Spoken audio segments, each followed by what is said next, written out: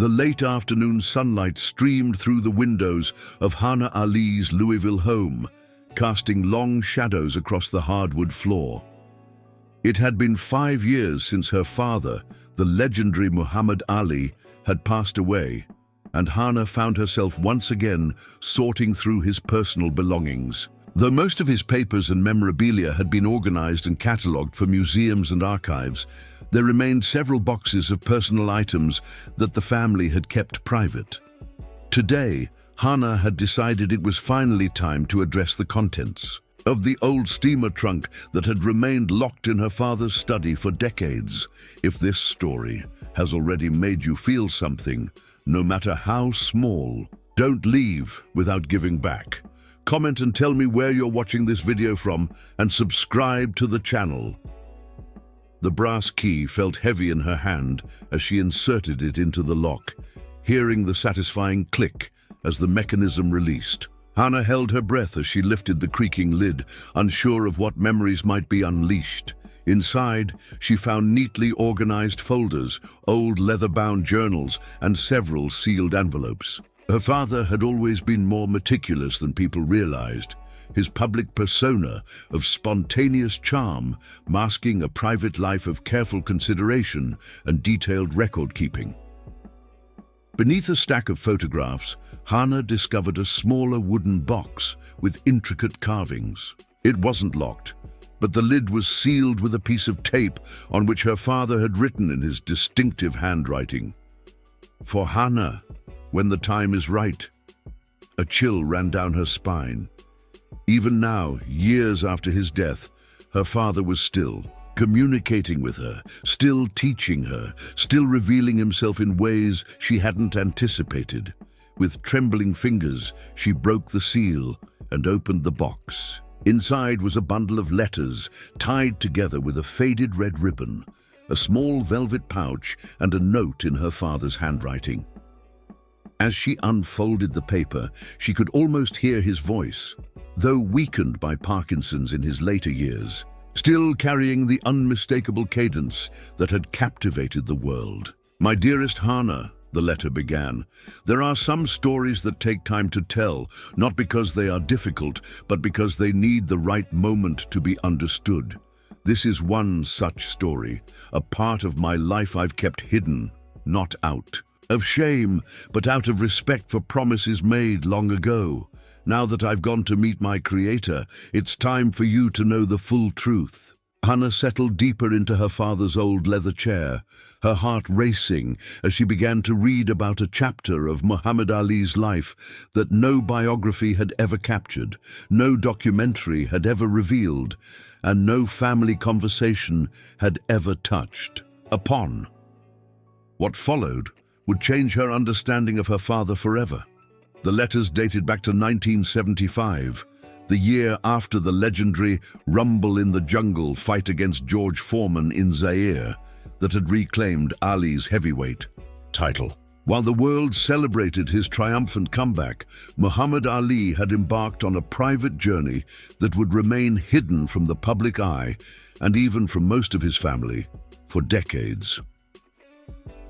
During his visit to Africa, Ali had met a young boy named Abasi in a small village outside Kinshasa. The child, no more than 7 years old, had approached the champion with fearless admiration. Speaking in broken English, he had taught himself specifically to communicate with his hero. Ali, always drawn to children's pure spirits, spent hours talking with the boy, impressed by his intelligence and determination despite living in extreme poverty. Before leaving Zaire, Ali learned that Abasi was an orphan whose parents had died in a recent outbreak of disease. Without family to care for him, the boy's future looked bleak. In a decision that would remain private for decades, Muhammad Ali arranged to financially support Abasi's education and basic needs through a trusted local contact. But what began as a generous act of charity evolved into something much deeper. The letters revealed that Ali had maintained regular correspondence with Abasi, first through intermediaries who would read the letters to the young boy, and later directly as Abasi mastered English. Ali had funded his entire education from primary school through university in England, where Abbasi studied medicine with the dream of returning to his community as a doctor. Hana wiped away tears as she read her father's letters, seeing a side of him that, while consistent with his compassionate nature, revealed a depth of commitment and constancy that surprised even her. "I believe Allah placed this child in my path for a reason," Ali had written in one letter from 1982. "In my life I've been blessed with much, but nothing gives me more joy than seeing how Abbasi grows in knowledge and spirit.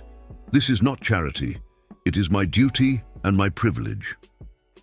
Even more surprising were Abbasi's letters to Ali. The boy's early, scrawled notes evolved into eloquent reflections from a thoughtful young man who clearly adored his benefactor. "You have given me more than education," Abbasi wrote in a letter dated 1990. "You have shown me how a man can use his position to lift others quietly and without seeking praise. This is the true meaning of greatness." The correspondence revealed that Ali had visited Abbasi several times over the years, always in secret, away from the press and public attention that followed him everywhere. There were photographs of these meetings. Ali with a growing boy, then a teenager, then a young man in medical scrubs. In each image, the bond between them was evident in their matching smiles and the protective way Ali placed his hand on Abbasi's shoulder. But why had Ali kept this relationship so private? Why hadn't he shared this story of generosity and mentorship with the world, or even with his own family? The answer lay in the final set of letters, dated from the late 1990s, when Ali's Parkinson's disease had begun to severely limit his activities.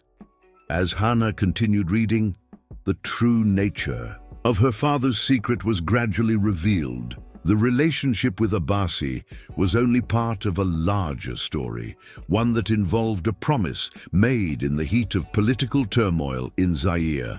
Abbasi's father, she learned, had been a political dissident who opposed the regime of President Mobutu Sese Seko. When Ali arrived for the historic fight, Abbasi's father had been involved in planning protests to coincide with the international attention the event would bring. Government forces had discovered the plot, and Abbasi's parents were killed in the subsequent crackdown. Before his death, Abbasi's father had approached Ali through a trusted intermediary, asking the champion to ensure his son's safety if anything happened to him. Ali, who throughout his life had stood for justice and against oppression, gave his word. But there was a condition to this promise: absolute secrecy to protect the boy from potential retribution. "I swore to keep this child's connection to me hidden," Ali had written in a letter intended for Hana to read after his death. "To speak of it would have placed him in danger from those who might use him to get to me, or worse, from those who might seek to finish what they started with his family. This was not my story to tell until Abbasi himself was ready for the world to know." The velvet pouch in the box contained a small golden medallion, a gift from Abbasi to Ali on the occasion of the champion's 50th birthday. Engraved on the back were the words, "To my second father, who saved not just my life but my future. Your greatest victory was not in the ring." Hana held the medallion in her palm, feeling its weight, both physical and symbolic. Her father, known for his boastfulness and love of the spotlight, had maintained this profound relationship in complete privacy for over 20 years. It was a side of Muhammad Ali that contradicted the public perception of a man who declared himself the greatest at every opportunity. As the sun began to set, casting the room in a warm golden glow, Hana discovered one final letter in the box, this one addressed directly to her, written in 1998, but never sent. "My dear Hana," it read, "I have always taught you and your siblings to stand up for what is right, to help those in need, and to be proud of who you are. But there is another lesson I hope my life teaches you, that true greatness often lies in the actions no one sees, the help given without recognition, the love extended without conditions. Abasi has become a remarkable man, and helping him find his path has been one of my life's greatest privileges. Perhaps someday you will meet him, and when you do, you'll understand why some gifts are best given in silence. The letter continued, with details about how to contact Abasi, now Dr. Abasi Mutombo, a respected physician working with Doctors Without Borders. Ali had made arrangements for Hana to reach out to him after his death, if she chose to do so. 3 weeks after discovering her father's secret, Hana found herself sitting in a quiet cafe in London, anxiously checking her watch every few minutes. The email correspondence with Dr. Abasi Mutombo had been brief but warm, with the physician expressing both surprise and gratitude that Ali's daughter had reached out. He had been in Jordan on a medical mission when he received her message, but had arranged to meet her during a brief stopover in London before returning to Africa. At precisely 3 o'clock, a tall man with distinguished grey at his temples entered the cafe. Even without the photographs to guide her, Hana would have recognized him immediately. There was something in his confident stride and gentle eyes that reminded her powerfully of her father. "Ms. Ali," he said, extending his hand, "it is an honor to finally meet you." What began as a formal meeting quickly transformed into an emotional conversation as Abasi shared stories about Muhammad Ali that even Hana had never heard. Personal, moments of kindness, wisdom, and humor that had shaped his life. He spoke of visits Ali had made to Africa, of phone calls that had come at crucial moments of doubt or difficulty, of the unwavering support that had never sought recognition or reward. "Your father visited me the week before I started medical school," Abasi recalled, his voice thick with emotion. "I was terrified, convinced I would fail. He sat with me and said, 'I was scared before every fight, but fear is just the mind's way of preparing the body for greatness.' That night, he gave me his own prayer beads and told me to hold them whenever I felt doubt creeping in." Abasi reached into his pocket and produced the prayer beads, simple wooden beads on a string that Ali had carried during some of his greatest fights. "I've carried these through every exam, every surgery, every difficult decision. Now, I think they belong with you and your family." Hana shook her head, pushing the beads gently back toward him. "Dad gave these to you. They're part of your story together." The conversation continued for hours as they exchanged memories and photographs.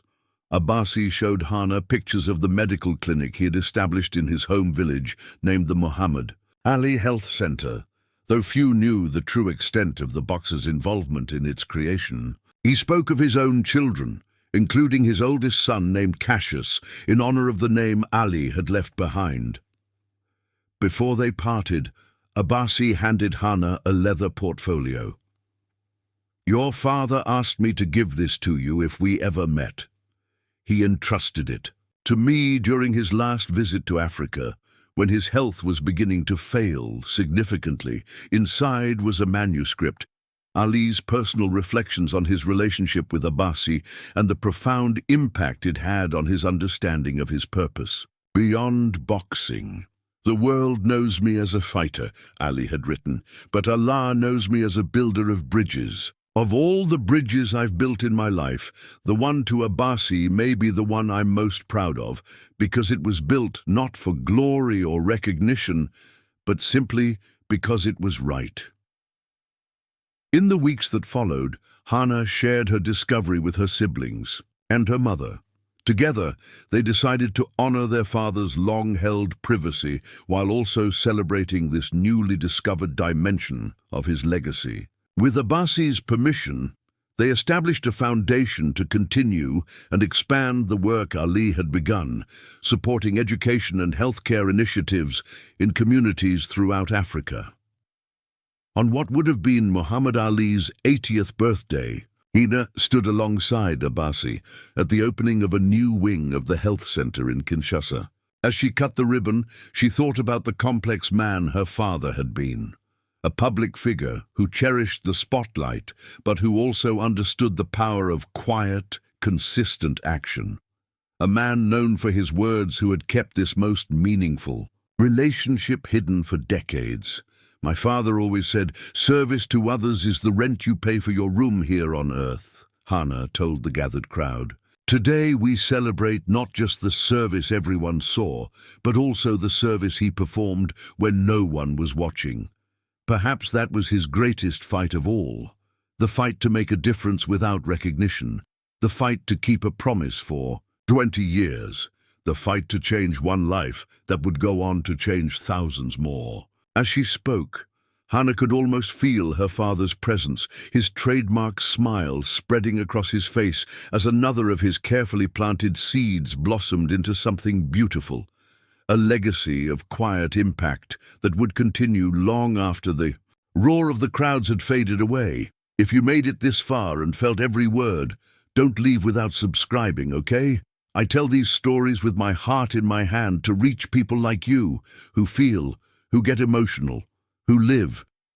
If this truly touched you, give back, comment, subscribe. Come be part of this family with me until the next video.